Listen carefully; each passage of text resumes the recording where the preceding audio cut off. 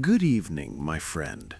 Imagine we're sitting together beneath a canopy of stars, the night air soft and cool around us. I want to share a story with you tonight, one my grandfather told me many years ago when we gathered around a fire much like this. So settle in, let yourself relax, and listen. In a small village nestled at the edge of an ancient forest, there lived an old gardener named Thomas. He had spent his entire life with his hands in the soil, tending to plants and trees with such care that people said he could make anything grow, even in the rockiest ground. His garden was a place of wonder, where flowers bloomed in impossible colors and fruit trees bore sweet harvests year after year. One spring morning, when the air smelled fresh rain and new blossoms, three young travelers arrived at Thomas's garden gate. They had heard tales of his wisdom and had journeyed far to learn from him. The old gardener welcomed them with a warm smile, his eyes crinkling at the corners, and invited them to sit beneath the spreading branches of an ancient oak tree. "I will teach you," Thomas said, his voice gentle as a breeze through leaves, "but not with words alone. Come with me, and I'll show you." Thomas led the travelers to a sunny clearing where three young saplings stood side by side, each no taller than a walking stick. He had planted them that very spring, and their tender leaves caught the morning light. "These trees will be your teachers," the old man explained. "Visit them whenever you can, watch them grow through the seasons, and learn what they have to show you." The three travelers were puzzled by this unusual lesson, but they trusted the gardener's wisdom. Each one chose a tree to observe and care for. The first traveler was earnest and devoted. He visited his tree every single day, measuring its height with careful precision and counting each new leaf that emerged. "Why isn't it growing faster?" he would ask himself, comparing it anxiously to the others. He tied soft strings around its branches to guide them into perfect straightness, and built a protective fence around the trunk to shield it from every passing breeze. His love was constant, but it was worried love, the kind that cannot rest. The second traveler had a different nature entirely. At first, he came often, admiring his tree and imagining its future.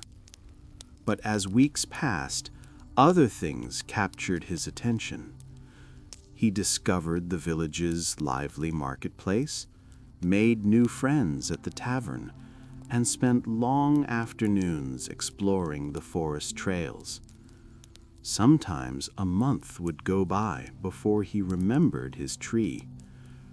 When he did visit, he would give it a quick pat and rush away again, his mind already on the next adventure. But the third traveler found a different path. She visited her tree regularly, but without anxiety or obsession. Some mornings she would arrive early, when dew still clung to the grass, and sit beside the young sapling in comfortable silence. Other times she would talk to it softly, sharing her thoughts about the changing seasons or the birds that sang in the nearby branches. She watered the tree when the soil felt dry beneath her fingers, and cleared away the weeds that might choke its roots. But she didn't try to control every aspect of its growth. When summer storms rolled through with wind and rain, she didn't rush to shield it. When the sun blazed hot in July, she didn't build artificial shade. She trusted that the tree knew how to grow, that it had its own wisdom buried deep in its roots and branches. Can you picture these 3 trees, friend? Each one receiving such different care, each one learning to grow in its own way.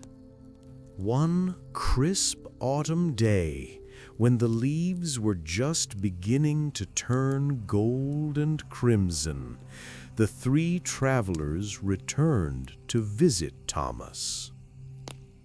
The old gardener was still there in his beloved garden, even older now, his hair completely white, but his eyes still sparkled with that same kindness they had always held.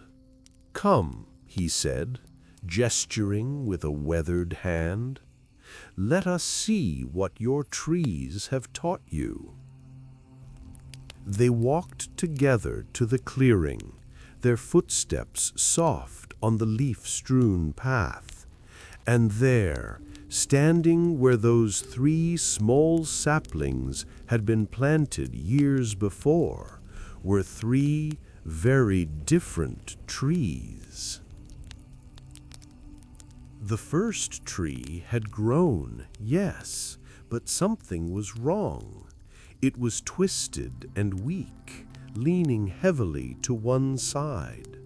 All that measuring, all that anxious controlling, all those protective fences and guiding strings had prevented it from learning to stand strong on its own. The branches were thin and brittle, and there was a fragility about it that made you worry it might break in the next strong wind. The second tree had survived, but only barely. Without regular care or attention, it had struggled through the years. Weeds had choked its roots, disease had left dark marks on its bark, and its growth was stunted and uneven. It looked like a tree that had never quite figured out how to thrive. But the third tree, friend, oh, the third tree was magnificent. It stood tall and strong, its trunk solid and sure, its branches reaching wide and free toward the sky. The leaves rustled with vibrant life in the autumn breeze, and several birds had built their nests among the upper branches. You could tell, just by looking at it, that the roots ran deep into the earth, anchoring it firmly to the world. Thomas smiled at the 3 travelers, his expression full of gentle understanding. "Now," he said softly, "do you understand what the trees have been teaching you?" There was a long moment of silence, broken only by the whisper of wind through leaves. Then the first traveler spoke, his voice quiet with recognition. "I loved my tree too much with my mind, but not enough with my heart. I tried to control its growth instead of supporting it. I was so afraid something would go wrong that I never gave it the freedom to become strong." The second traveler nodded slowly, sadness crossing his face. "I forgot that even the strongest things need care and attention. I took my tree for granted, thinking it would be fine without me. But nothing thrives when it's truly alone." The third tree looked at her beautiful tree with deep gratitude shining in her eyes. "I learned that love means being present, but not controlling. It means caring deeply, but also trusting. It means being there when needed, offering support and attention, but also allowing the freedom to grow in natural ways. Thomas placed his weathered hands on each of their shoulders, one by one. "Yes," he said, his voice warm as summer earth. And this truth applies not just to trees, but to everything and everyone we love in life. Our children, our dreams, our friendships, our own hearts and souls. He looked at the 3 trees standing in the clearing, each one telling its own story. Too much control, and we prevent growth. Too little care, and we allow unnecessary suffering. But the right balance, presence without control, care without possession, that is where life truly flourishes. The travelers stayed with Thomas for one more evening, sitting beneath the magnificent 3rd tree as the sky deepened from blue to purple to star-filled black.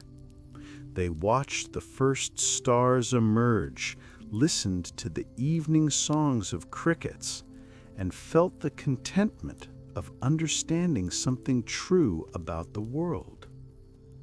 When they left the next morning, they carried this wisdom with them like a precious seed, that the best way to help something grow is to care for it with gentle hands and a trusting heart. And you know, friend, every time I find myself trying too hard to control something in my life, or neglecting something I truly care about, I think of those 3 trees standing in the clearing. I ask myself quietly, am I being like the first traveler or the second? And then I try my best to be like the third. It's not always easy to find that balance. Some days we care too much and grip too tightly. Other days we're distracted and forget to tend to what matters. But knowing about the trees helps us remember, helps us find our way back to that gentle middle path.